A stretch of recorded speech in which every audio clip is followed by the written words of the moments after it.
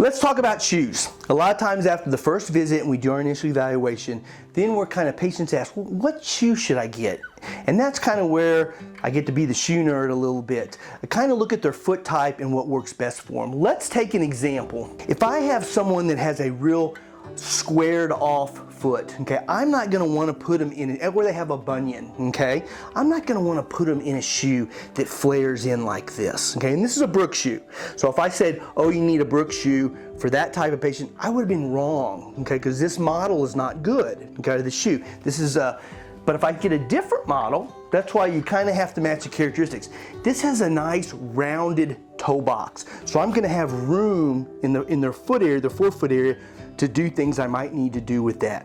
One of the things I have a patient do is I say, bend the shoe. We want some stiffness within the shoe. And I'll tell you why. When you roll over your foot, if your shoe, think about that metatarsal forefoot pain patient. If your shoe does this, when you roll over it, I'm barely putting any force through here. Just think about when you're walking or running. All that pressure is transferred through here. I want a stiffer sole to help me roll over and provide support. The other thing is I have them squeeze the back. Okay, I like a good heel counter. That helps control that hind foot. Sometimes shoes will extend out and provide good medial support. This is actually the Brooks Beast is what it's called. It's a very stable shoe. Now, it's a little heavier, so you have to take that in consideration. It's got a strong heel counter, plus it's got a big fat base of support. So if I had a pronator, someone who fell in, this would be a really good shoe for them. This would also be good for if I have a lateral ankle sprainer, because that kind of helps support. It kind of adds a lever arm versus if I went with something really narrow like this. We don't have very much support with that. Another thing I do is I twist the shoe. I want to see what it twists. I'm putting a lot of force to that.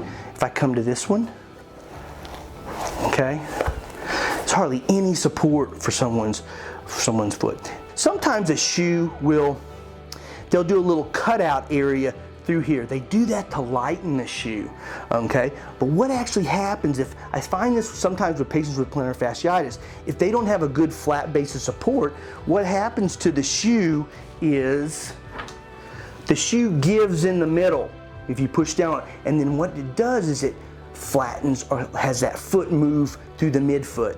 That doesn't work very well with plantar fasciitis patients because it stretches their plantar fascia.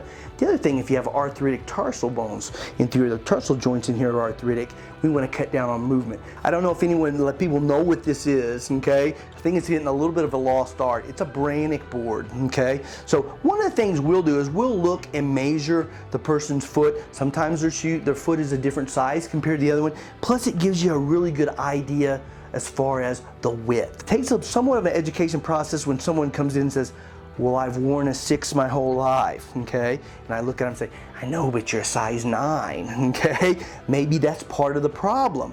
Or the type of shoe that you're buying, the 6 really equals a 9. So this kind of just gives you a starting point. Just nice little tips that we like to help the patient with shoes.